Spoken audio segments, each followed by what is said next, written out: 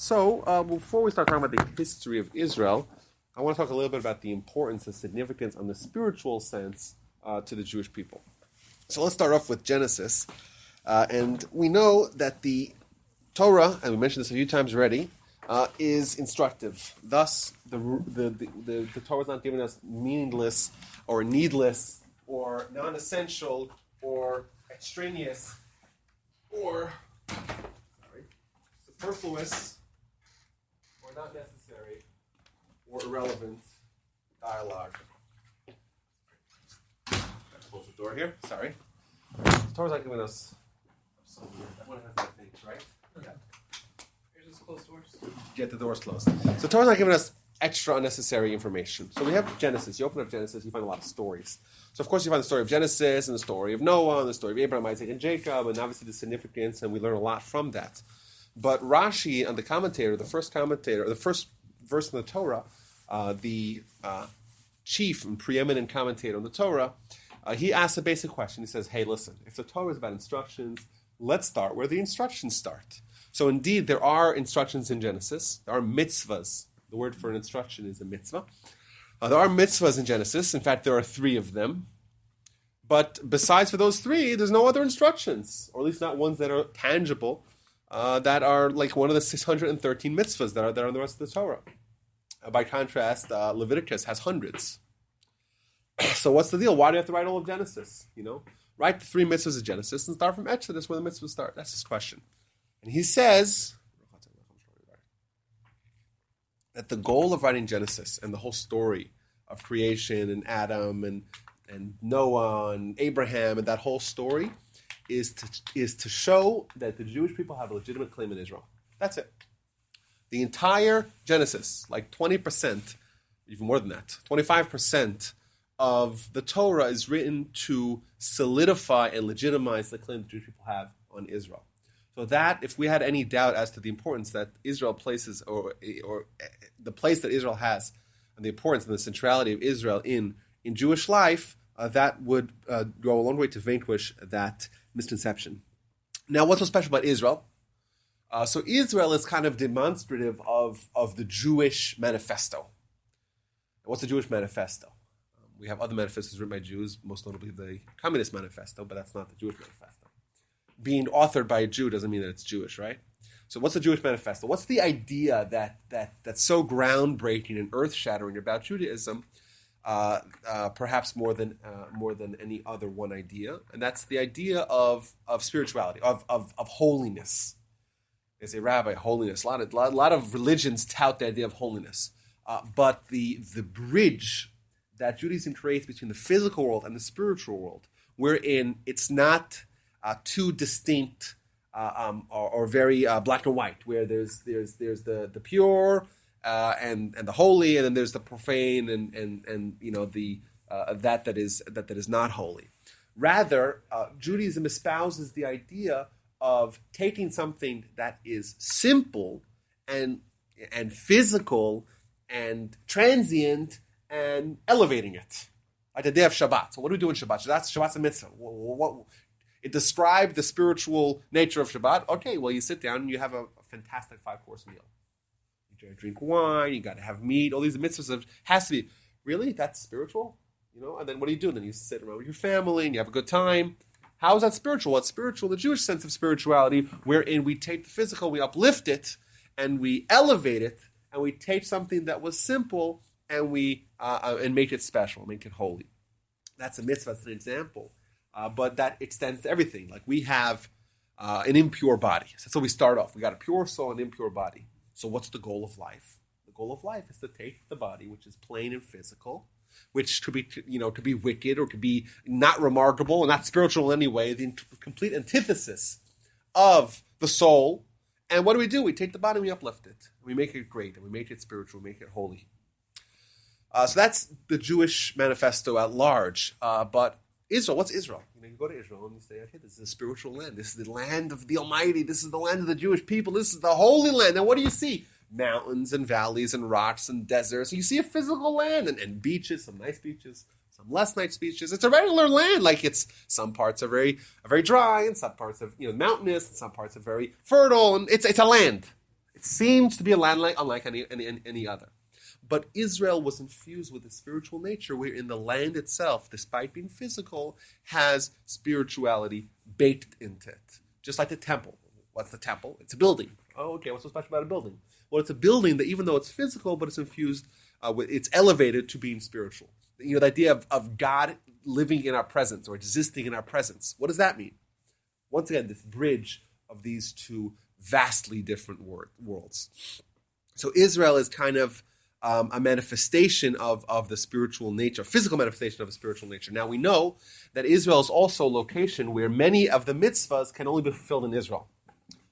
There's at least 130 mitzvahs that are only applicable to Israel. These are agricultural laws, these are sacrificial laws, these are ritualistic laws, many laws that apply only in Israel. Clearly, the importance or the goal of our life, our religion, is centered in Israel. Otherwise, you wouldn't have 16% or 17%, whatever the number is, of the mitzvahs apply only in Israel. Additionally, we find another just cool little tidbit about Israel, that the forefathers, Abraham, Isaac, and Jacob, we know they studied Torah. Right? Abraham kept the entire Torah, says the Midrash. We know that they kept the entire Torah, right? Abraham prayed, Isaac prayed, Jacob prayed. They kept the laws, even the laws that were given afterwards. How that worked? Very good question. How could Abraham, Isaac, and Jacob gain access to information that only came post facto? That's a very good question. Let's put that on hold maybe for time at the end. Once we pass Bibi, maybe we'll bring that back if we have enough time. But either way, they kept Torah. So let me ask you a question. According to Torah law, is someone allowed to marry two sisters, yes or no? What? According to Torah law, is one man allowed to marry two sisters? Yes. Absolutely not. Absolutely not. Isn't there a caveat if he dies? If one of the sisters died, but let's say one of them. If one of her husbands died, isn't he obligated to marry Yeah, her? well, that's if someone's brother died. That's a going. Right. I'm talking about one man marrying two sisters. Okay, no. Two sisters. No. Four sisters. Right. But, Sorry. aside from the right, that's right. But let's say is someone allowed to marry multiple wives by biblical law? Yes. But even according to biblical law, a man is not allowed to marry two sisters. In fact, it's a verse. It's a straight up verse. A man is not allowed to marry two sisters. Absolutely clear. Who do we know that transgressed that? Anybody knows? Booyah. Jacob married Rachel and he married Leah.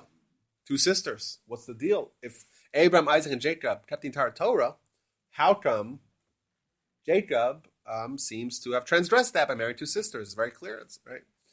Now, who did Jacob marry first? He married Leah first. Thus, Rachel. I mixed up with the Rachel and the.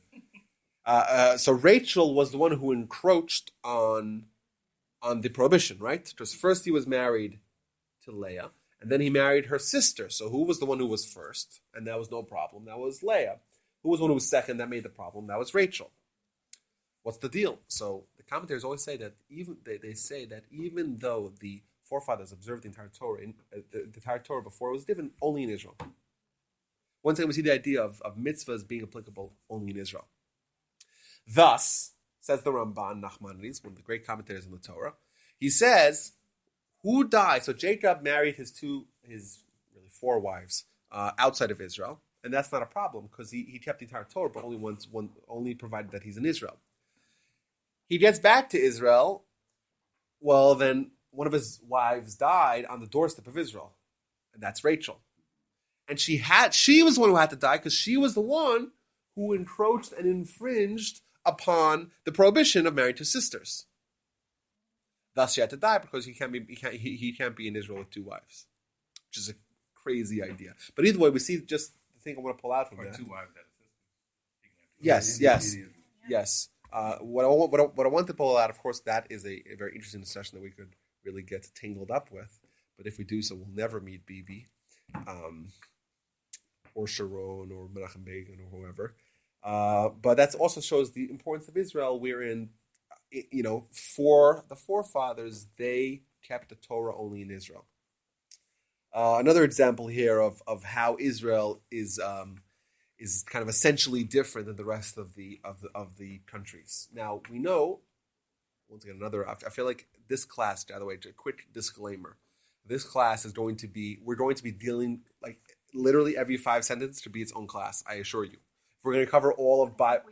Yes. Okay. So I'm like thinking, I really should stop down and settle down and like talk about this at great length, but then we jeopardize our goal here.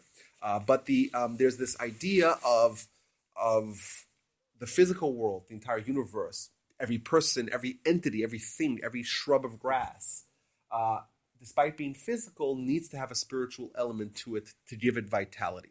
We don't believe that God created the world and then went on vacation. We're an autopilot. Right? We believe God is continually sustaining the world. Right? Creator, sustainer, and even supervisor for humans. That goes on individual level, individualistic level, but also on a national or communal level. Thus, we find in Jewish literature discussions about angels that are oversights or conduits or channels between God's influence and vitality that He's giving to the world and a particular nation. So, if you ever wonder why people from different countries seem to have different, stereotypes, so whether or not they're generalizations or not, that's also something we could argue about. But either way, according to Jewish philosophy, we would say that the reason why people from different countries are different, they have different qualities, is because they have different influences of these angels that are the conduits of their lifeblood, of their spiritual lifeblood, that gives them life, that gives them vitality, gives them existence. However, Israel, we're told, the eyes of God are constantly on Israel. Israel has no filter. Hashtag no filter. Right? Israel is the country that has direct life from God. So when you're in Israel, you know that there's no intermediary. We find in the Talmud great stories about the great Rabbi Zeru, who comes to Israel. You know what he says? Great Rabbi shows up at the doorstep of Israel. He starts praying. What would the first prayer that you would do when you got to Israel? What would be the first prayer that you would say? I don't know. Shema. I don't know what you would say. Maybe the Shema. I don't know. His first prayer was, "Let me forget all of my Torah."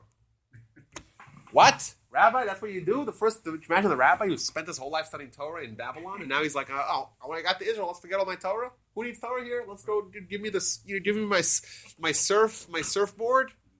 No. So the Talmud says is that because he said there's no Torah like the Torah of Israel. The Torah of Israel is like a straight, unfiltered Torah. I don't want to deal with the Babylonian Torah. I don't want to waste my time with that. And now I want the high quality, A++. I want to have Israel Torah. I want to forget everything, all the rest of the Torah that I had, and want to start from scratch. Pretty incredible idea. We know the Jewish people spent a total of 49 days after the Exodus from Egypt to prepare for getting the Torah. Yet they spent 40 years in the wilderness preparing to go into Israel. So clearly, even though this is something so important, so spiritual, there had to be such a tremendous preparation and process to prime the Jewish people for them to be ready to go into Israel. And what changed, which is interesting, something to think about at least, point to ponder, is that the state of the Jewish people during these 40 years in the wilderness is a state that no other nation has replicated. They ate food that came down from the sky in these little parachutes, like little TV dinners that appeared on everyone's front door every day for 40 years, for millions of people. It's just insane, We're talking about billions upon billions of servings, of meals for a nation. They were surrounded by mountain flattening clouds that also killed predators and whatnot. But during the day and at night, with this pillar of fire, and they have Moses who's directly talking to God, whose face is as bright as the sun. You have to wear a mask. They're studying Torah from Moses. Everything that they have is supernatural. That's the kind of life that they're living. Now, what happens? They get to Israel.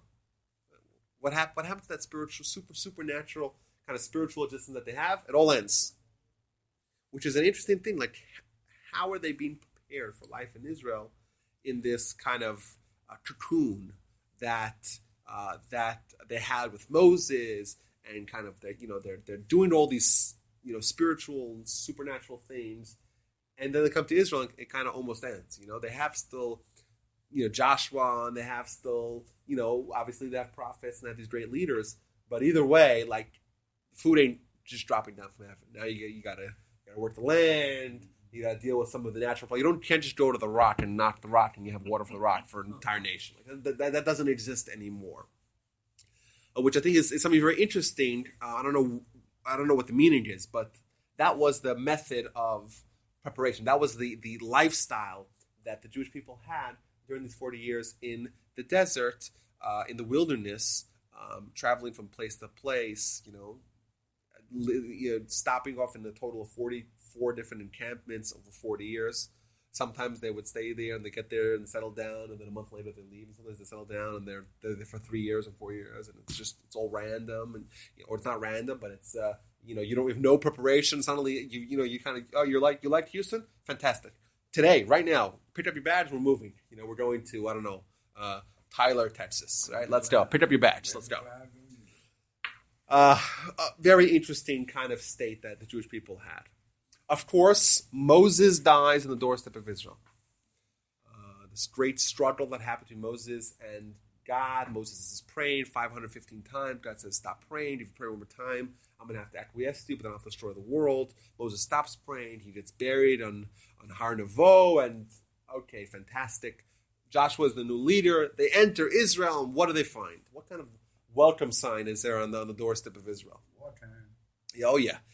This was not a hospitable environment. This is now the land. Remember, the land of Israel is called Israel, but we call it Israel because that's what it's called today. It has had multiple names, like the British Mandate that preceded the land of Israel, the state of Israel. They called it Palestine, and before that, it was it was under the Ottomans, and it had names in the Bible like Canaan. Like it was called the land of Canaan. It was called Judah as well. Judah and Israel was also a biblical name for the land of Israel. So either way, when we say the word Israel, we mean Israel as in what we call today the state of Israel, or the area that's the state of Israel is occupying. Not occupying, it's a bad word, but is existing on. So they find 7 different nations, a total of 7 different tribes, or 31 different city-states, and they begin a very long, and very arduous, and very painful conquest. And unfortunately, this takes a lot longer than they would have anticipated. And in fact, Jerusalem is only captured hundreds and hundreds and hundreds of years later. And David captures Jerusalem. That was the last holdout. So they move into Israel. They find all this hostile forces. They begin a battle of conquest. Eventually, they capture the majority of Israel, what we call today Israel. They divide the land. That's a big deal as well. Many of the Jewish people opt to stay on the eastern side of the Jordan River. Thus, biblical Israel is in fact much bigger than modern-day state of Israel, because it goes the Transjordan area as well. The names of the tribes are linked to the land. So thus, Judah, we know Judah was the name of Israel at one point. We'll talk about how that happened. But that the tribe of Judah is the location allotted to the tribe of Judah was called Judah. The tribe of Dan, the tribe of Naphtali, the tribe of Asher, all the names of the tribes of Israel. They each were a portion, a part of Israel, and that part of Israel assumed that name. Even though they captured a lot of Israel, they still had some hostile forces in the land, most notably the Philistines. It's important to hold that name in your head because the modern-day Palestinians, they hijacked the name from Palestine, which hijacked the name from Hadrian, which hijacked the name from these original Philistines. These were a group of people that were coastal. It seems like they arrived, they were seafaring people that arrived from Greece or that area, some island or whatnot, and they came and they were a thorn in the side of the Jewish people for hundreds of years. Constant sparring. We read the stories of the Bible, the book of Judges. You find a lot of skirmishes that happened between the Jewish people and the Philistines. Great titanic battles of Samson and Saul and whatnot. But either way, this is a time period right after the entrance and the conquest and the division of Israel. This is a time period that's typically marked, if we are to take just big brush strokes over 500 years or 400 years of Jewish history. It's one that we have no kings. We have judges. That's the time period of judges. Of course, we're a little bit ahead of the pack. We had even one of the judges. The judge was the leader. It was like the de facto boss. Like Joshua was a judge. And, Samson was a judge. And of course, Deborah was. We had a female judge. It's a meritocracy. Whoever is the most capable was the leader. It's like Israel had a prime minister, a female prime minister in the 60s. Interestingly, but it's a time where there are no kings, so there's no monarchy. And it's also a time period where, unfortunately, obviously it had its ups and downs, but there were times of anarchy and chaos. In fact, the very last verse of the book of Judges kind of sums up the book by saying that during that time there was no king, and Ish Hayashah Beinav Yaseh. Everyone did whatever was righteous in his eye. Everyone comes on his. It was each man to his own. It was the wild, wild west. And then, of course, we have the tragic episode of the concubine of Giv'el. We'll skip that. Google it. Crazy story, where the tribe of Benjamin was almost entirely decimated. Very, very tragic story of internal infighting, and kind of it's also reflective of the kind of state that the Jewish people were in at that time. And then the last of the prophets is a fellow by the name of Samuel. Samuel is a very critical individual in Jewish history. Samuel is this great prophet, and he is the one, obviously you read about him in the book of Samuel 1 and Samuel 2. He is the one who is going to kind of change the leadership structure of the Jewish people from being judges to having kings. And he is going to anoint the very first king of Israel, a fellow by the name of Saul. So you have Samuel, you have Saul, and you have Solomon. These are three different people. Samuel is the prophet. He anoints Saul, the king. Who is this guy? Saul. Saul is this majestic warrior, head and shoulders taller than everyone else. It's really handsome, charismatic, like the prototypical charismatic leader that everyone wants. The best Torah scholar, the best warrior, everything. He's got it all. He's got the complete package of what we would typically assume as being the leadership profile. Unfortunately, he makes some critical mistakes, and his position, despite him being still considering himself and the nation somewhat considering him still as being the king, but he loses kind of God's support.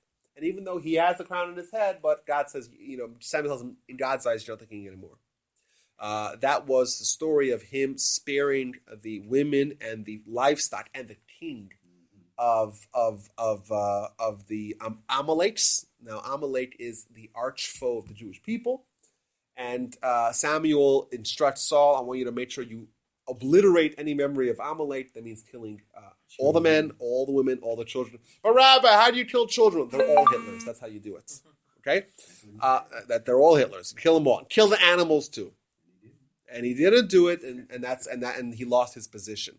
Samuel says, "You're not king anymore. We're going to find a new king." So he goes around, hopping around town to town, and then he finds this wonderful family, the family of a fellow by the name of Jesse. Jesse is one of the remarkable people in piety. He has these 7 sons, and Samuel looks at one guy. He says, "No, not this one, not this one, not this one." He's like, "That's it. None of them. What's the deal?" He says, "Well, there's this clown in the backyard, this little ginger guy that, he's an afterthought. He's certainly not the right guy." And they bring him out, and David has got his hair all tousled up, and he says, this is the king. He takes the oil, pours it on his head. By the way, I say the word anointing twice already. The way kings and the way actually Kohens were inaugurated was by pouring oil on their head. Thus, the name Mashiach or Mashuach is from the term anointed. The word anointed in Hebrew is Mashuach. That's Mashiach or Messiah. And even the Greek word Christos or Christ comes from the word Mashiach, which doesn't mean anything more than being anointed or being a king. So David is now the king. Of course, the entire nation considers Saul to be the king. And it becomes pretty clear to Saul that David is a threat. We have the horrible fighting that existed between David's camp and Saul's camp, and we have David slaying the Goliath, and Saul tells David, "You know what? I want you to go get me 100 Philistine foreskins." So, and with the hopes that David is to go into battle and try to gather all these foreskins, and he's going to get killed. In fact, David comes back and says, "Okay, here's 200. I get you an extra 100." And he says, "And then therefore I'll marry." And Saul tells him, "Okay, you give me the 100 foreskins. I'll let you marry my daughter Michal." So he brings him the 200 the foreskins, and Saul says, "Oh gosh, he didn't die. You know what? Scrap that plan." Then Michal, he marries to someone else, and it's a whole disaster. But he's really married to David because they married him off to David. Saul and his army are tracking down David, and Saul has to go use the restroom, and he's in the cave, and David's there in the cave with them, and he cuts out his clothing to show him all these great stories that happened. Eventually, Despite the fact that there's somewhat of a civil war system on the Jewish people, David's camp and Saul's camp, Saul is cornered by a group of Philistines and he commits suicide. David is told the news and everyone's expecting David to be jubilant, and David tears his clothing, is all sad because Saul was a great man. And even though Saul wanted him dead or alive, Saul wanted him, but he wept and mourned for Saul. David had his life of challenges. Of course, his own son tried to overthrow him with a coup. Avshalom, exactly. But either way, David and subsequently the kingdom of his son Solomon, that's going to mark the high point of the Jewish people. I would say maybe ever. Why? They had a righteous king. They had complete control over all of Israel. When David captures Jerusalem, he buys Temple Mount. Israel is now kind of in its most stable position that it's ever been. So we have righteous leadership. We have righteous monarchy, and we have prosperity and stability. And in fact, this was such a good time for the Jewish people that a lot of Gentiles says, you know what? I want to come join. A lot of people says, maybe can I convert? Where's the application? How do I send my application? So, and then that was the one time in Jewish history where converts were not accepted because there was such a risk of insincere conversions that they said, okay, well, let's just hold off on this. In fact, those 80 years, there were no conversions. Very interesting, kind of an insight into the quality of life that existed for the Jewish people at that time in Israel, and why it was so appealing for their neighbors. Now, David doesn't get to build the temple. Solomon builds the temple on Temple Mount, and that temple is going to be the epicenter of the Jewish world and Jewish life for basically even till now, till today, the center of the Jewish consciousness. Even though, and for the majority of the time, or at least for a major part of the time, at least when the Jewish people are in Israel, it's a center of Jewish leadership as well. It's the capital. It's where the Supreme Court is. That is the center of Jewish life. That's where the pilgrimages were done every year, multiple times. The entire nation of the entire people, even those living outside of Israel, would come and join their brothers and the brethren during the holidays.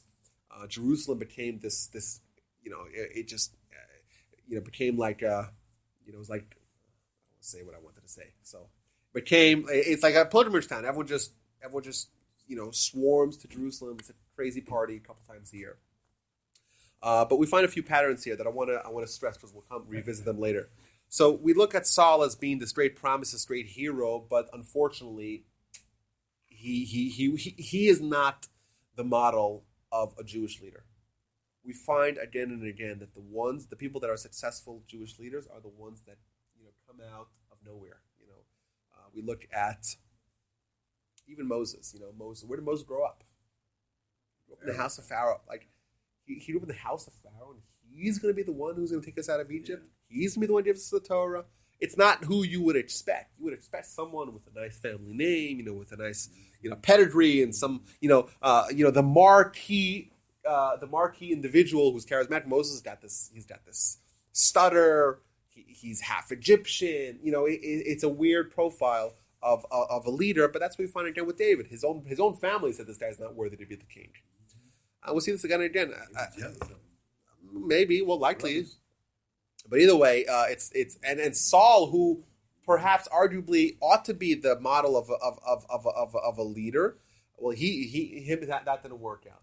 That's number one. Number two, we find an episode that would seem to be quite embarrassing, or it's a scandalous. And that's the story of David and Bathsheba. You read the story on face value, it seems like David kind of hijacks this woman. He really likes her. He sees her bathing in the nude, and he chases after her for miles, and he sends her husband off to war to die, and that's the story. Now, of course, this is in itself, the Talmud makes it very clear David did not sin. Either way, whatever happened, this seems like a black eye on the individual, but also on, the progeny. And who's the progeny of David and Solomon? David and Bathsheba. That's Solomon, and that's Messiah, and that's the line of Jewish royalty. That's Hillel. That's Rabbi Gamliel. This is the family of Jewish royalty. Yet you kind of look at the story and say, wait a minute, it seems like a scandal. And in fact, it didn't start there. Even before that, Judah and Tamar.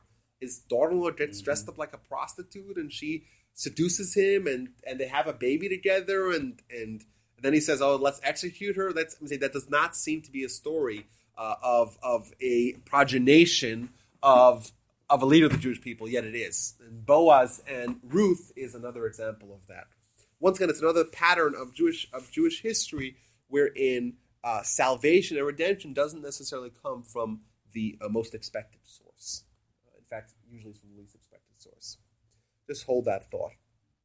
Either way, so from now on, after the Davidic line is established, all legitimate kings of Israel are going to be direct descendants of David and Solomon. We're going to meet our fair share of illegitimate kings.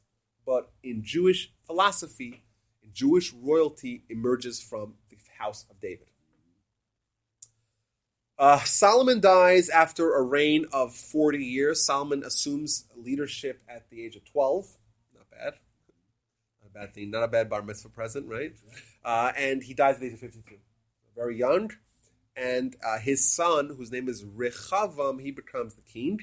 And he makes, unfortunately, some very bad decisions at the beginning of his leadership. And if you look at kind of the structure, so you have Jerusalem in southern Israel, and that's where the center of everything is. And then you have a lot of Jews living in northern Israel, and they feel kind of out of the loop, and they feel like, well, we don't have a temple, we don't live in the temple's neighborhood, and we're not part of the. It's kind of like the inside Washington versus outside Washington. Like, the people making the decisions are not kind of one of us. They're not living the real life like we are. So that tension existed, and Rechavam decides, we're going to make punitive taxation on the people of the north. So he goes, and they say, you know what? Really, you're going to tax us? We're going to rebel. We're going to secede. So eventually, there's a split, and now there's a northern kingdom of Israel and the southern kingdom of Judah. We have in the southern kingdom of Judah, you have the temple, obviously. You have King Rechavam, the son of Solomon. And in the northern kingdom, we meet another very important, unfortunately tragic character in Jewish history of Yeravam ben Nevat. And he's one of the people that the Mishnah calls out by name as saying has no portion of the world to come, because he introduces a lifestyle of idolatry to the Jews of the north. And the Jews say, you know what, we want to go to the kingdom of the south to go join the pilgrimage. It's the holiday, it's Passover, it's Yom Kippur. He says, you can't go. And in fact, you know what we'll do? We'll build a temple here. Let's build a temple. But let's not build a Jewish temple. Let's build a temple to the idol, to Baal. What do y'all say about that, huh? So eventually, that northern kingdom of Israel has this death spiral that, unfortunately, over its tenure, over the time of that kingdom, all the kings and all the people get corrupted. And eventually, what happens when they've been corrupted for that long? God says, okay, you're done with. And the aggressor in the form of Sancheriv and the Assyrians, they come in and they capture the northern kingdom of Israel. Now, when the Assyrians, the mighty empire of that time, we're talking about the year the 6th century before the Common Era, their method of capture was to capture a nation and then to exile, to scatter them. So, thus, the 10 northern tribes, if you ever hear the term 10 tribes, 10 lost tribes of Israel, that came from Sancheriv taking these Jews that lived there and spreading them out across the globe and putting in their place other people that were not Jewish. Those are the Samaritans that we know from later stories. Either way, Sancheriv makes his trek south, and he surrounds Jerusalem, and he lays a siege in Jerusalem, but eventually they all die, and the kingdom of Judah is spared. But this is once again another great pattern in Israel, wherein God will tolerate wickedness and idolatry to a point. Once there is disunity, once there is infighting, once there is schisms, once there is factionalism, once there's sin, okay, well then, let's say you're living on borrowed time. And you might have 100 years where God will allow you to continue to exist in that state, but then you're gone. And you know what happened? The northern kingdom descended into sin, and they had 100, 150 years, I don't know exact numbers, of existence, and then they're gone. Where are they now? Talmud says, well, maybe they're not. May never even be coming back. Either way, the southern kingdom of Judah is now what we have. The Jewish people we have today, they are descendants of the southern kingdom of Israel. They outlast the northern kingdom, the southern kingdom of Judah. The northern kingdom, they outlast them a couple of hundred years until the Babylonians, who are now the world's mighty empire, and they under the leadership of Nebuchadnezzar, not the spaceship from the Matrix, but the individual, and Nebuzradan. These guys have such similar names, like Nebuchadnezzar and Nebuzradan. Get mixed up with these names. They come, they destroy the first temple. They send the Jewish people east in the exile called the Babylonian exile. But first, what happens, they send 10,000, I think we might have mentioned this in the history classes, 10,000 of the best and brightest. They establish a vibrant Jewish society in Babylon. The Jewish people all move to Babylon. They're crying on the shores of, right? On the rivers of Babylon, they're crying, and the prophet's telling them, listen, had you repented, this wouldn't have happened. Either way, 70 years later, Ezra takes a group of 42,000 people and brings them back to Israel, and they start rebuilding the temple. Right, exactly. After what? 70 years, yes, 70 years, and the other story of Purim in the interim as well. So, Israel is now going to be a Jewish homeland once again. However, the vast majority and the also the high society of the Jewish people is no longer in Israel. Ezra took the clowns, kind of the dregs of society, with him, but the brightest minds, the greatest leaders, not the greatest leaders, but the institutions, the greatest institutions, the scholars, they all remained in Babylon, and that would continue for the next 1,000 years. You would have a dual communities of the people in Israel, and then the people in Babylon. So even though you have the Second Temple being rebuilt, it does not have the same grandeur and the same allure and appeal as the First Temple. It's at a much smaller scale. The miracles that were ever present in the First Temple are no longer present.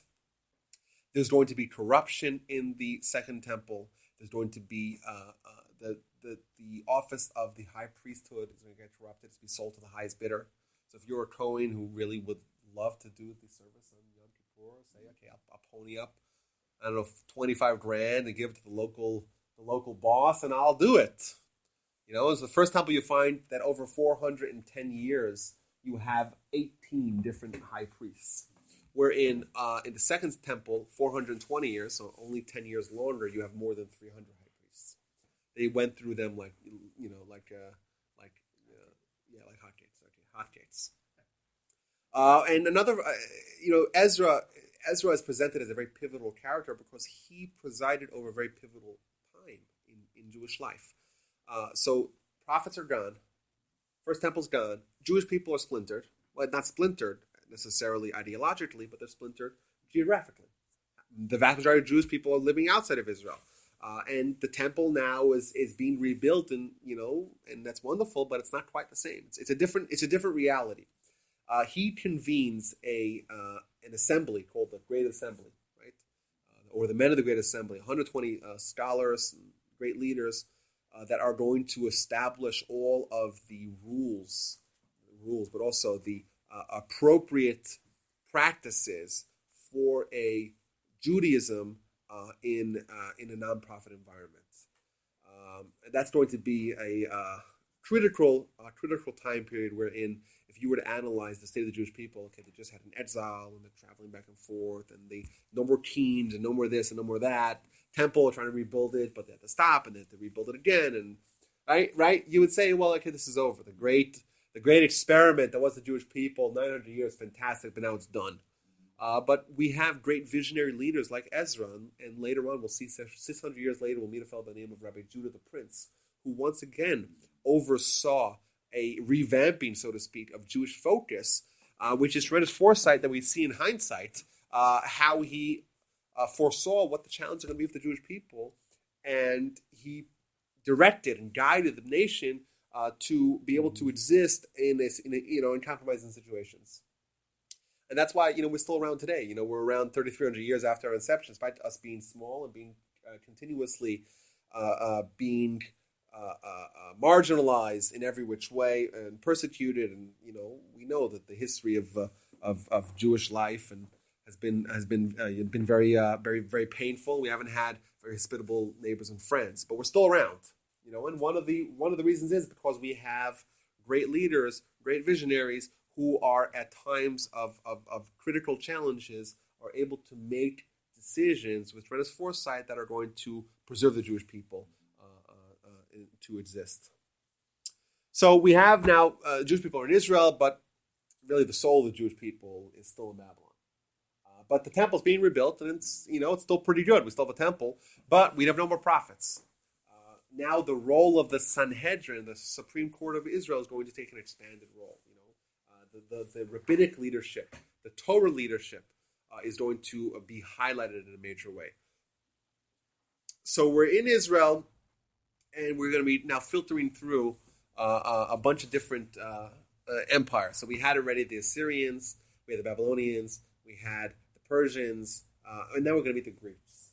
So about 25 years after they built the temple, Alexander the Great begins his massive conquest of the whole world. And he stops off in Israel, and he captures Israel. So we're living under Greek control, and that's going to remain like that until the Hasmonean revolt of the year 167 before the Common Era. In fact, the years of Alexander, I think he came to Israel year 332 or something like that before the Common Era. So for the next 150 years, we're going to be living under Greek control. Now, Greek control, it's important to realize that there's different Greek empires. There's the Macedonian Greek Empire, there's the Assyrian Greek Empire, otherwise known as the Seleucid Empire. There's the Egyptian Greek Empire, which otherwise known as the Ptolemite. Now, why are there so many different Greek empires? Because Alexander, like we said, captured the entire world, and he dies at the age of 30 or something like that, or 25, whatever he was. I think it was 32 from some exotic disease. And this great personality that was able to capture it all and maintain control over it all, well, now he dies, and everyone's jockeying for position of who, So eventually, 3 different parts of the empire are each emerge as their own empire. Like we said, the Macedonian Empire in Greek proper, the Egyptian or Ptolemite Empire in Egypt or North Africa, and then the Assyrian or Seleucid Empire in Assyria. And who's right in between all that? Israel. So for the next 150 years, we're going to be sandwiched, and the infighting that's going to exist between primarily the Ptolemite and the Seleucid Greek kingdoms, we're always going to be caught in crossfire, which is another great pattern. Like, you have 150 years of crusades, and who's right in the middle between the Egyptians, between the Muslims and the Christians fighting? Us. We're right there in the crossfire. We'll see that again and again, but this is another great example. Now, when the Greeks captured Israel and they captured the entire world, they brought with them not only conquest, but they also brought with them what's called Greek culture. Who knows the name for Greek culture? That's absolutely right. So suddenly now there's bathhouses and gymnasiums and whatnot creeping into the Jewish life. And while the Jews and the Greeks have a lot in common, we're super into philosophy, very intelligent, very literate, we have universal visions, but they're pagans. And they say we have 30,000 gods. And we talk about this one invisible God. And, we don't really have much overlap in our theology. But they had an attitude of let's foist upon our new subjects our philosophy. So that created a major problem for the Jewish people. You have Jews that became Hellenists. You have other Jews that became what's called Sadducees. These different groups of Jews that are abandoning the mainstream, the traditional Jewish perspective, and adopting more secularized Jewish attitudes as well. Like non-Jewish names became a big deal. The Jews first started naming people Alexander because Alexander had a peaceful conquest of Israel. He didn't destroy us all and slaughter us all by the thousands. So we said, let's start naming Alexander. So all the boys' were named Alexander. They said, Alexander. What's the difference between Alexander and Jason? Jason. We find like a Kohen Gadol, a high priest whose name is Jason. You're like, well, it doesn't sound such a Jewish name. I don't know, man. Is that a name for a nice Jewish boy, Jason? I don't know, but that's the name of a high priest. But that's an example. That's a window into kind of the problem that existed post the Greek occupation of Israel. And now it's going to reach a crescendo when the Assyrians, under the leadership of Antiochus III, are going to capture Israel in the year 192 before the Common Era in the Battle of the Banyas. And they are, Antiochus the Fourth, obviously the son of Antiochus the Third, he is going to institute many restrictive, punitive, and prohibitive laws against Judaism. And then he's going to say, okay, you guys want, fantastic. You want to study Torah? Excellent. You want to give your child a circumcision? Fantastic. We'll throw the mother and the baby off a cliff, right? You want to keep laws of kosher, laws of nida? Oh, wonderful. We'll just chop your head off. And what happens once you attack us in our spiritual lives? We revolt again and again and again. We see this. We'll see this again with Hadrian, Bar Kokhba revolt of the year 132 of the Common Era. So hundreds of years later, we meet a fellow by the name of Hadrian who mimics the attitude of Antiochus IV. He almost to a word or to a man or something, whatever the line is, right? The same laws and the same response. Jews are going to revolt. We meet the Hasmonean revolt. That's the story of Hanukkah. We all know that story fairly well. Now, that is going to be a very long and protracted battle, but eventually the Jewish people are going to reestablish sovereignty over Israel. Wonderful, fantastic, miraculous overthrowing of the mighty empire. Excuse me. And that's going to kick off about 100 years of Hasmonean rule. That's going to start off really, really well with Matthias, Matisyahu, and his 5 kids, and the great story of this one family, priests, right? So if you're a priest, you're not from the family of David. Remember that? To be a legitimate king, you have to be from the family of David. They're priests, so they're from the Levites. They cannot be kings, but they decide, what the heck, we're becoming kings as well. So you have these, unfortunately, it starts off really well, and then eventually it devolves wherein the Hasmonean kings were all Sadducees. So they say, we'll be kings. Who cares? We're not from the family of David. So there's, you have these great stories of like Alexander Yanai. What a name is that? Like Alexander Yanai. He was the king and the high priest, even though that's an impossibility, in Jewish life. But he says, and then because he was also a Sadducee, he mocked some of the Jewish traditions. So there's a mitzvah of the Torah to pour the water. There's a pouring the water ceremony on Sukkot, on the holiday of Sukkot. So instead of pouring it on the altar in the temple, he pours it on his feet to mock everyone. And there's thousands of Jews on the holiday of Sukkot. So you know what they did? They all took their etrodes, right? And they started throwing at him. And they almost killed him because all the Jews started pelting him with etrodes. Can you imagine? So that's the kind of tension that existed. You have this leadership where it started off with the great Hasmonean dynasty, but eventually they're all Sadducees, and they declare themselves kings, and they can't be legitimate kings, and they want to build these wonderful gymnasiums everywhere that we should become more like the Greeks. So what's the deal? So that kind of tension is going to reach a crescendo. Really, it's going to take a couple hundred years, but eventually that's going to. The Greeks are gone at that time. Greeks are gone. We meet the Romans. We'll see in a second how the Romans end up in Israel, but that is going to fester. We're going to meet so many different factions amongst the Jewish people. What do we say? Israel is the kind of place where you have a little bit of a leash. You have a leash, towards going into idolatry. You have a leash going into fighting and infighting factionalism, but it's not a very long leash. Once you spend a couple of 100 years, or 150 years, where there's so many different groups amongst the Jewish people, there's so much senseless hating, there's so much disunity, there's so much lack of respect for the traditions. There's a repudiation of the scholars. And what happens? Temple will be destroyed, exiles coming once more. So this is the beginning of what's going to reach a climax during the times of the Romans.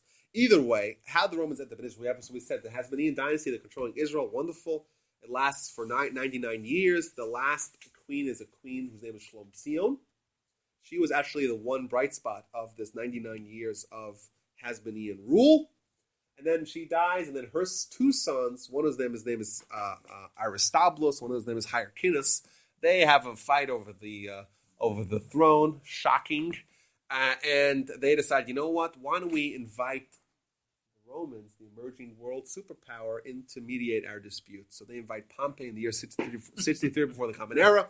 And Pompey says, okay, I'll come in, and he plants his flag, and they never leave, of course. They would be there for the next couple of 100 years. The Romans would be in control of Israel. So We're going to meet a fellow by the name of Herod. Herod's become the king, but even though all the kings that exist over Israel now are really living, Rome has control, but Rome always favored ruling by proxy. So they would have very, very pragmatic people to Rome. And they say, you know what, let's have all these new nations that are under our empire, let them self-govern themselves, but we'll have someone who's Rome influenced as being the leader. And you know what, we'll take their kids. So Herod, who's the king of Israel, so to speak, but his kids are all living in Rome. And the idea being, if you misbehave, then, we're going to lop off your kids' heads. That's very clear. So Herod is only one of them, but we have a long string of quote-unquote teens, or either teens or proconsuls or what's the other name? Another name. Of these institutions or individuals that were quote unquote in charge of in control of Israel, but were actually just proxies for the Romans. In the year 66, we find a great revolt. We know the Jewish people revolted under the Romans more than anyone else. In the year 66, there was a great revolt. Well, the revolt was over. It was because there's a fellow by the name of Nerva. I think it was Nerva, who was the procurator. That's what I was looking for. Sorry, procurator. He was a procurator, and he deliberately instigated the Jewish people, and the Jewish people revolted, and the Romans came and systematically eliminated town by town, city by city, destroying everyone and anything in their wake. So they start up from northern Israel, the year 66. They make their way down to southern Israel. There's so much infighting amongst the Jewish people, like we said, that reached the crescendos. Everyone just the Jewish people are killing themselves. It's just terrible.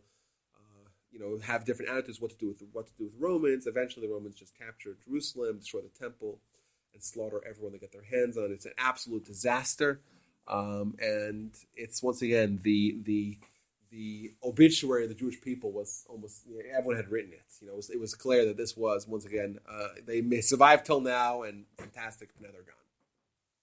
We have the story of Masada, the year 73. That's the last holdout of that's the great story. We all know that 73. But of course, we know the Jewish people are very resourceful, and the more you beat us down, the quicker we get up.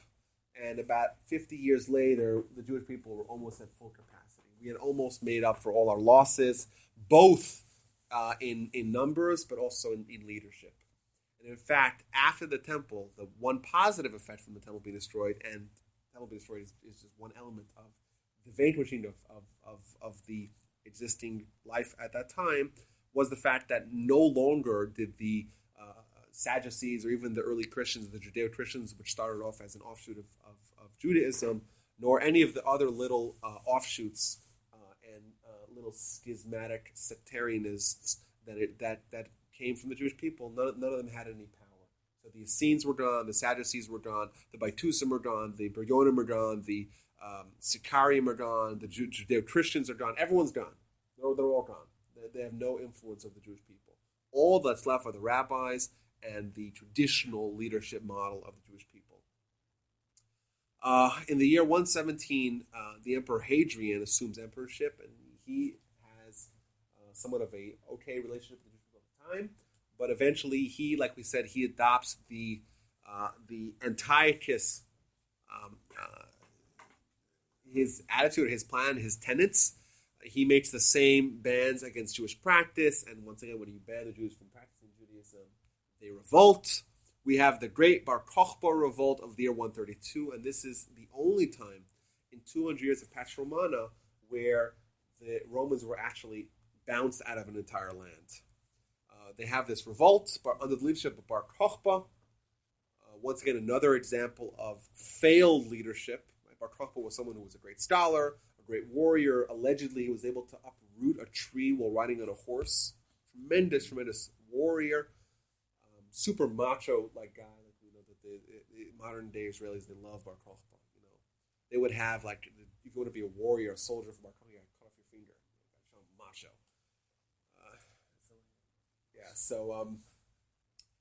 So he's someone who once again seemed to be the prototype of a Jewish leader, but And Rabbi Akiva, the great scholar of the time, believed in him and thought that he was going to be the Messiah, and they eventually succeeded in getting rid of the Romans, and they minted coins, and the coins that we have today in Israel are replicas of the coins that they found from times of Bar Kokhba. They still find thousands upon thousands of them.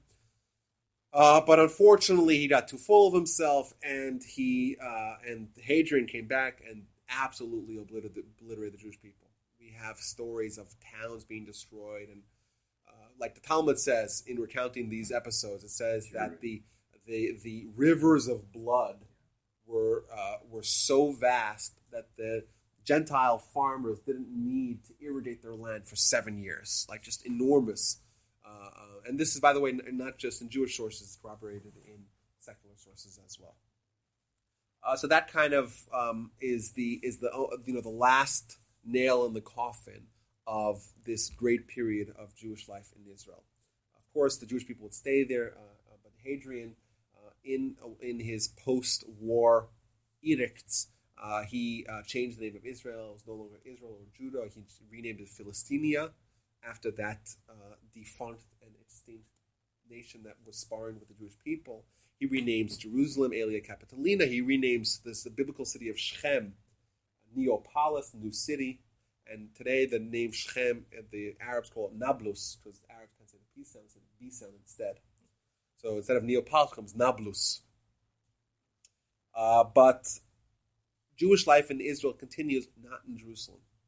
It's only in the north now. But even that, it's sparing Jewish life, or it's minimal Jewish life in the north. The vast majority of Jews are now in Babylon, where they have been and have continued to exist unmolested since when they went there 500 years earlier. But this is kind of there are still some influences of Jewish life in Israel at this time, but it's waning and its days are numbered. And once you fast forward to the year 500 of the Common Era, there's almost nothing by way of established Jewish communities in Israel. Now, it's important for us to mention that at no point in time were there no Jews living in Israel. Since 2,000 years ago till today, there has always been at least a small segment of the Jewish people living in Israel. And Israel has always been at the center of Jewish thought and Jewish hopes and Jewish yearning and Jewish prayer, even if it wasn't the center of Jewish life and civilization. But from this time until essentially this, the recent revival, the recent aliyah that was in the 19th and 20th century, we don't have many communities that are established in Israel. We do have in the 12th and 13th centuries, the Ramban was the leader of the Jewish community in Jerusalem. We still have today the temple, the Ramban, the synagogue in the Old City, which is subterranean because the Muslims said he can't have it overground. We have, of course, in the 16th century, the community that existed in Tzfat, northern Israel. That's like kind of the center of Jewish Kabbalah at its zenith was there. We know that in the 18th century, the Vilna Gaon made a trip to Israel, and that was going to change everything because he was the number one personality in European Jewry. For whatever reason, one of the great mysteries of Jewish history is that he aborted his mission and he turned around and moved back to Vilna. No one knows why. But his students established the first yeshuv in Jerusalem after his passing. So that's in the early 19th century. And of course, we have the aliyahs of the late 19th century and the emergence of Zionism in the late 19th century. That obviously changed it on a national scale, not just on small pockets of Jewish life going on in Israel. Zionism, as we know, is the brainchild of Theodor Herzl. Not that he was the first to think of this idea, as we just spoke about at great length. Jewish sovereignty over Israel, Jewish life in Israel, was something that is central to our religion, of course. But he is the one who crystallized and politicized a yearning that was in the hearts of all Jews, but not in a practical, tangible, way. He wrote, obviously, the book, the Judenstaat. He convened the Congress, the World Zionist Congress of 1897 in Basel, and the subsequent congresses. And it's, I like to look at Zionism and, who was this guy Theodor Herzl? So he didn't speak Hebrew. He didn't observe any laws. He was ignorant to Jewish life and practice and philosophy. And in fact, despite him being circumcised and having a bar mitzvah, he gave his only son Hans neither. So obviously, this is not someone who's super Jewish. If you don't give your kid a circumcision, like that's a basic. You don't have to be very Jewish to circumcise your kid or give him a bar mitzvah. And we don't even know if his wife Julie was Jewish. We also know that in his diaries in 1890, so a mere 7 years before the convening of the first World Jewish Congress, World Zionist Congress, he had proposed that the only way for the Jewish people to be accepted in Europe was mass conversion to Christianity. Obviously, that's not a very Jewish idea. So, despite that kind of profile, he is the most important individual in bringing in this new, renewed Jewish life in Israel. And I'd like to look at this as another example of leadership and vision coming from a very likely source. Part of the anti-Zionist movement that existed amongst the religious Jews was the fact that it didn't seem to them likely that restoring Zion, rebuilding the temple, going back to Israel, that would be under the stewardship of someone like Herzl. It didn't make sense to them. It doesn't make sense that this is the guy, really? This is how it's going to be done? And additionally, there was other initial resistance to Zionism by the early Reform Jews because that it contradicted their platform. That Reform Jewry today is obviously very much in favor of Zionism in Israel. But in 1885, the Pittsburgh platform crystallized what Reform Judaism actually stands for. One of the things is, and this is a direct quote, we consider ourselves no longer a nation, but a religious community, and therefore we expect neither return to Palestine, nor sacrificial worship under the sons of Aaron, nor the restoration of any of the laws concerning the Jewish state. So that's why initially the resistance to Zionism came from very disparate parts of the Jewish life. You have the Reform Jews who said, no, Berlin is our Jerusalem. We live in America. Cincinnati is that's where it's at. We don't believe in going back to Israel. Then you have the religious Jews who do very much believe about going back to Israel, but they say, no, we're going back to Israel, but not with these guys. Now with Herzl and the other clown, Max Nordau, and all these guys. These are the guys, really, guys who don't believe in Torah, don't believe in God. Herzl says, let's go to Uganda. He was in favor of establishing a Jewish state in Uganda. He wasn't even thinking about Israel. To him, it was about having a Jewish state. But either way, eventually, I like to look at Israel as being convergence of a lot of different attitudes and different Jews even, and unifying them. I like to look at Israel as a unification platform because this is something that almost all Jews agree upon today. Of course, you have the unfortunate trends of young Jews, idealistic or more left-leaning Jews that are more pro-Palestinian. That's very unfortunate. When you have a Jew who does not support Israel. Now, I'm not trying to argue that Israel is perfect in every way. I'm not trying to argue that it doesn't have its mistakes. But either way, it's way, way better than any of its neighbors. And in the words of Michael Corleone, you don't go against your family. And Israel's our family. And even if they may not be perfect and they may have their issues, but still, Israel's our family. And we support it against its enemies. No questions asked. And that coupled with the fact, or compounded by the fact that generally, Israel is the democracy, and Israel is the one that does not target civilians, and Israel's not a terrorist, and Israel lets the Arabs vote, and lets Arabs be citizens, and they are in the right. But even if they weren't in the right, I believe in supporting Israel, despite that, and most Jews do, and Jews from very disparate backgrounds. And you know what? When Israel was founded in 1948, of course, you have the 1947 Partition Plan and the Peel Commission and the whatnot. And eventually, Israel's established, but you have 600,000 Jews living in Israel. That's it. What do you have today? You have 6 million Jews. A tenfold increase, an incredible growth, because Jews are slowly reconverging back in Israel. When Ezra came back with 42,000, it was also about 5% of the Jewish people. But eventually, Israel became more and more the place to go for Jews. So to today. It starts with 600,000, now it says million. Tenfold increase. This is now the epicenter of Jewish life, or at least maybe together with America, the center of Jewish life.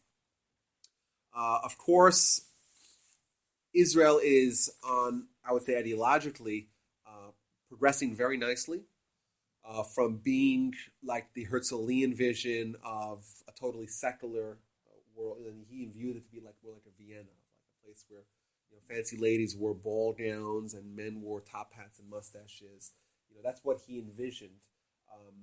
This kind of utopian, and then to him it wasn't about Israel at all. Like we said, he was happy with the attractive land offered to him in Africa. That would have been fine for him. But that's how it started off, and in fact, it did even have a anti-religious. Not only it wasn't pro-religious or pro-Judaism or pro the Jewish view of what Israel ought to be, but it had an anti-view of that, and it was seen by many of its progenitors as being a replacement for Judaism. Once we have Israel, once we have our land, well, we don't need to have all the customs and the Torah. Who needs that? That sustained us when we were amongst the nations. Now we're in Israel. We don't need that. That was a very common sentiment early on in Zionism and in Israel's history. And then today, when Shimon Peres goes to speak in the United Nations, he puts on a yarmulke the size of an umbrella on his head. So why? He doesn't wear a yarmulke every day because he is showing that the Jewish nation is about the Jewish people, and there's a link between the Jewish nation, the Jewish state, and the Jewish vision for that state. That's why he says that when I'm representing Israel, I'm Jewish. I think that's obviously it's just an anecdote, but I think there's a trend in that direction. Of course, we have had our skirmishes with our neighbors. Of course, the War of Independence of 1948, the Sinai Campaign of 1956. 19 years after the founding of the State of Israel, we have the 5 Arab nations ganging up on Israel. We have Gamal Abdul Nasser declaring that his clear stated goal is the destruction of Israel. Everyone was pretty sure, all the Americans, everyone who had a foreign passport left Israel. Everyone was sure it was over. In public parks in Israel, they dug 10,000 graves to anticipate all the dead that were going to be happening from the impending war. And as we all know, this was a miracle. It's because in 6 days they destroyed them. The first day they destroyed 800 planes, 800 Egyptian planes. First they went and bombed the airports, the runways, and then they bombed all the planes. And Israel sent every single one, besides for 12 of its air force, and they arrived in Egypt. And when they arrived, there were only 4 Egyptian planes in the air, and none of them were military planes. Remarkable, And overnight, it went from death, doom, and destruction, we're all going to be slaughtered in the streets, to jubilation. And then they went and they took care of the Syrians. Like they finished up shop. They destroyed every single plane. And once that complete air control over Egypt, then they moved on to Syria and they bombed all their planes. And then Nasser calls up King Hussein in Jordan and says, "Dude, Tel Aviv is burning. Why don't you hop on board?" And then Levi Eshkol says, "This is not a good idea. Don't join the war." And Jordan says, "You know what? Screw it. We're joining the war." And then we destroy the Jordanians as well. They capture the old city, and suddenly the land of what the state of Israel was before June 5th, 1967, and then only a mere 6 days later, it increased, I think, by like 5-fold. They had obviously the Golan Heights, the entire West Bank, along with the old city of Jerusalem, and the Sinai Desert. It just expands just like that overnight. Miracle. But what happens when you get pompous? Right? What happened a mere 6 years later? Unfortunately, the Yom Kippur War caught the Israelis by surprise, and that was, despite it being a resounding Israeli victory at the end, but it was very painful. It was the worst war in Israel with regards to casualties. They were caught with their pants down, literally. Not literally, but they were caught colloquially with their pants down, not ready for that. They were destroyed. It was really bad. But eventually they regrouped and recouped, and they won a decisive victory once again. And then in 1977, a fellow by the name of Menachem Begin was elected to be the prime minister. And that was very important because after 29 years of leftist control over Israel, this was the first time that someone on the right side, the right wing of the political spectrum, had gained a majority, which I think kind of is, whatever you may think about politics, it was a landmark moment in the Israeli democracy. We have other campaigns, the 80s, of course. We could get into the whole negotiations of the coalition of the 80s and where they had that dual government, so let's skip that. Of course, in 1979, the Israelis signed a peace treaty with Egypt. The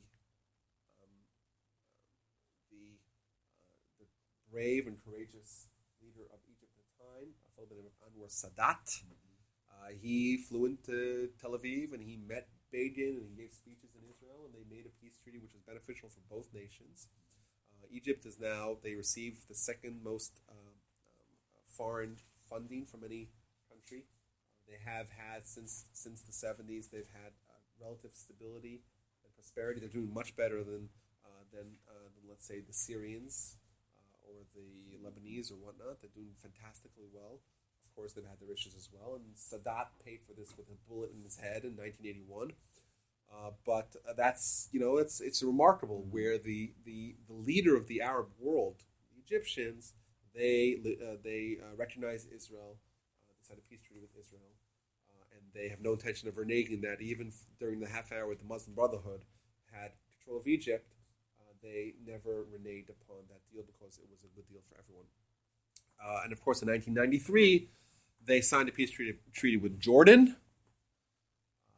with King Hussein, and that's wonderful. Unfortunately, in 1995, Rabin was assassinated.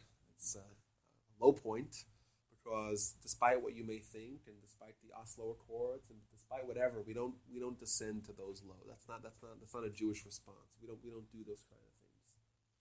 And in 1996, the Israeli-born Benjamin Netanyahu was elected as prime minister. And in fact, going into the election, everyone was sure that Shimon Peres, who was the opposition, was going to win.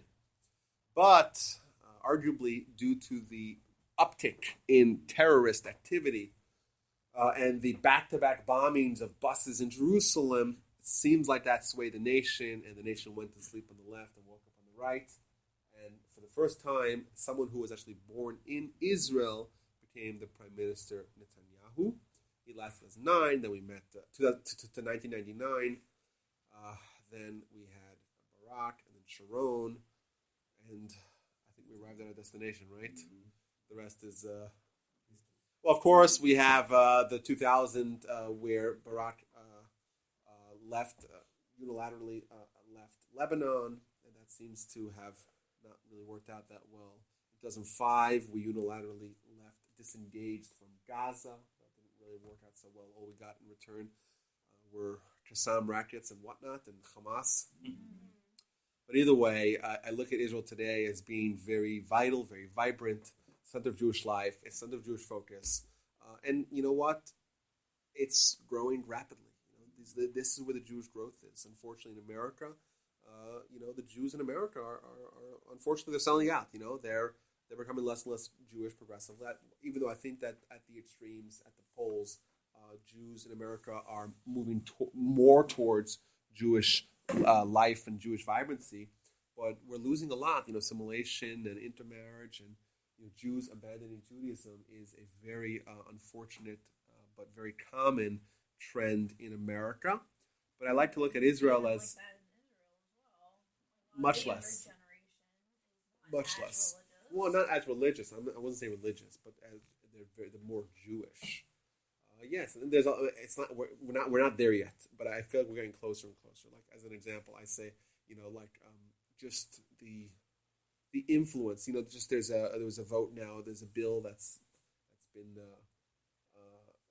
tossed around the Knesset in Israel regarding, it's called the Israel, the state law, whatever, which is, it's declaring Israel as a Jewish state and using the Torah as inspiration for Israeli law and making Hebrew the official state language, et cetera, et cetera. I think that's a nice example of a trend towards Israel getting closer and closer to the dream of what Israel ought to be and what it eventually will be. It's a process. Clearly, it's a process. We've come a long way. We still have ways to go, but I think it's very positive. I like to look at it very positively. It's, there's a convergence of a lot of different kinds of people, and even Zionism. Zionism. We had the Herzl Zionism. We had the Jews, the religious Jews, that this was their yearning, and that they kind of came together. In Israel today, it's different kinds of Jews, and they're coming together. They have their fights and whatnot. But all in all, if you take it all, big picture, it seems like it's moving very gradually, but very persistently towards being the model of what it eventually will be. That's that, everyone. Thank you all for coming. Any questions? How did Abraham exit? Too late. How did they bring him? I'll give you a little hint. The way Abraham, the way the Midrash says it, the Midrash says that Abraham knew, from where did Abraham study the whole Torah? From himself he learned. Abraham was able to tap into the power of a soul that already had the Torah pre-programmed upon it. That's the answer. That's the answer.